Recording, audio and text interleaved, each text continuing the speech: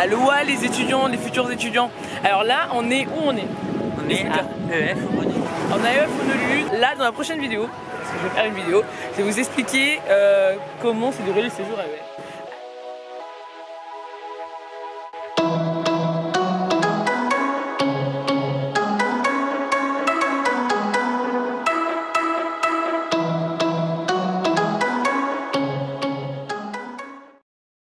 Bienvenue dans une nouvelle vidéo de Divine Moments. Alors là je suis à Hawaï.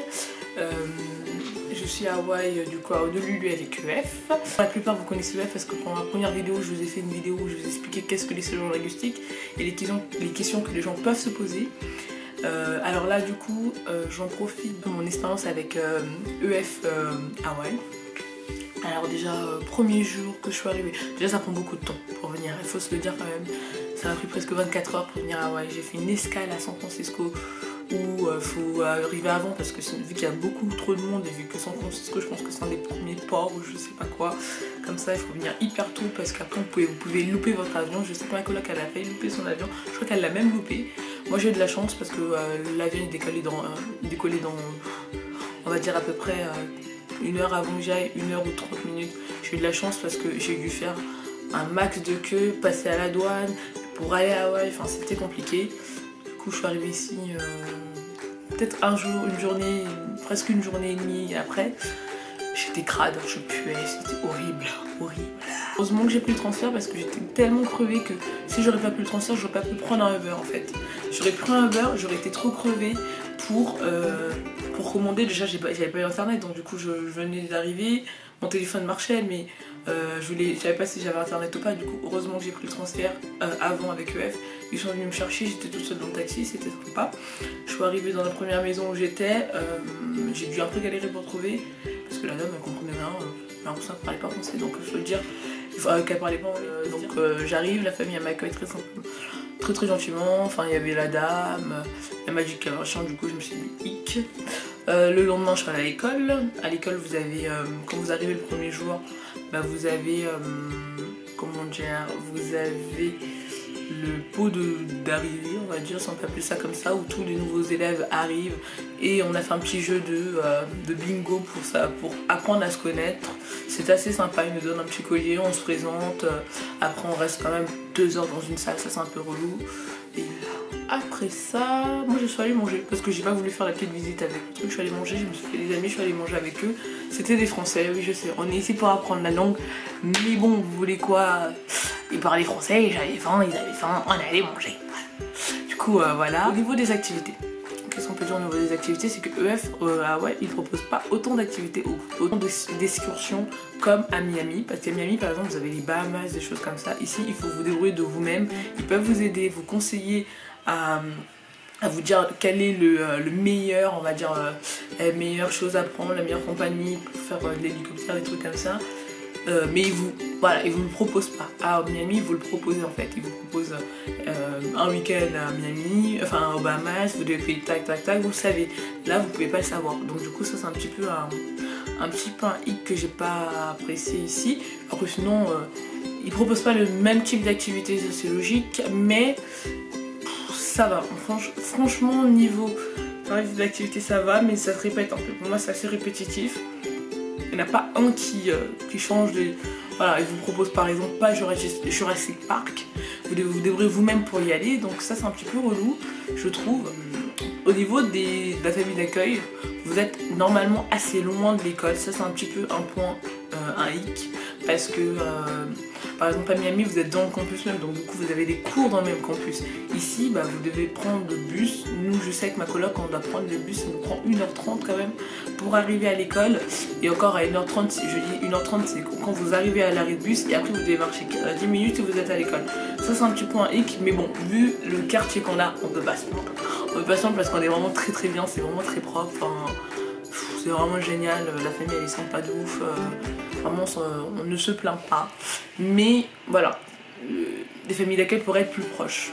Au niveau de la nourriture, je vais tester, je vous dirai si j'aime la nourriture hawaïenne parce que j'ai testé que la nourriture américaine ici. McDonald's, comme je vous l'avais dit aux premières vidéos, c'est dégueulasse, c'est toujours pas bon. que ce soit à Hawaï ou en New York ou à Miami, c'est toujours aussi dégueulasse. La famille d'accueil, ce qu'elle fait, c'est qu'elle nous prépare de la nourriture du coup le matin on est hyper bien. Franchement le matin ils nous font des gaufres et tout ce que tu veux, c'est très très bien. Mais le soir ils nous font des petits trucs genre soupe, des fois riz, ça dépend. Moi je suis pas adepte de la soupe, du coup je mange pas trop. Mais je pense qu'ici j'ai dû perdre peut-être 3 kilos. Ah ouais, parce qu'ici on n'a pas trop envie de manger. Il fait très chaud, il fait très chaud, du coup manger c'est un peu relou. C'est un peu relou de dire ça, c'est con, mais on n'a pas le temps de manger quoi. Genre on est trop fatigué pour manger non mais c'est un pays, il fait chaud, c'est supportable quelquefois, mais moi premier jour par exemple j'avais très chaud. Mes fossiles enfin ils sont enlevés. D'ailleurs il y en a quelques-uns qui se sont enlevés, si vous pouvez bien voir je pense. Il y en a quelques-uns qui se sont enlevés. Alors clairement si je dois noter peut-être EF, ouais je mettrais sur 10, je pourrais mettre une note de 7,5. Je mets 7,5 et pas 8 comme Miami, parce que moi Miami ce que j'adorais c'est le côté festif.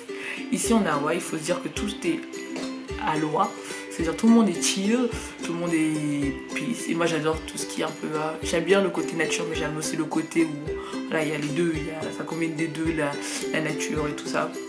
Du coup j'ai pas retrouvé ça à Hawaï, j'ai fait une boîte et c'était horrible, c'était nul.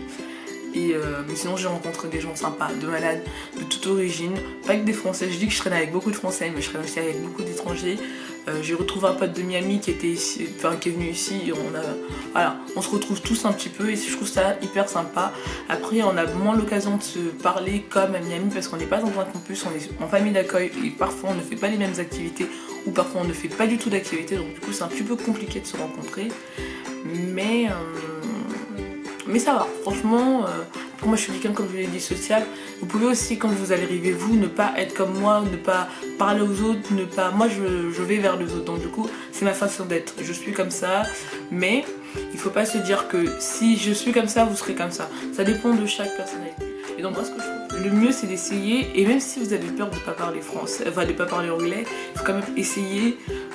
Et les amis ça vient tout seul, pour moi c'est toujours simple de se faire des amis si on essaie, si on sourit, voilà, le sourire c'est important, le sourire c'est une manière de appeler la personne vers toi. Non, vraiment essayer de sociabiliser, même si vous n'êtes pas social, même si vous êtes timide, je pense que c'est possible de se faire des amis. Par exemple je reste avec des Allemands, je me suis fait des amis italiens, des Suisses, même si en Suisse on parle français, mais bon, ils parlent pas le même français que nous, donc techniquement je me suis fait quand même des amis suisses.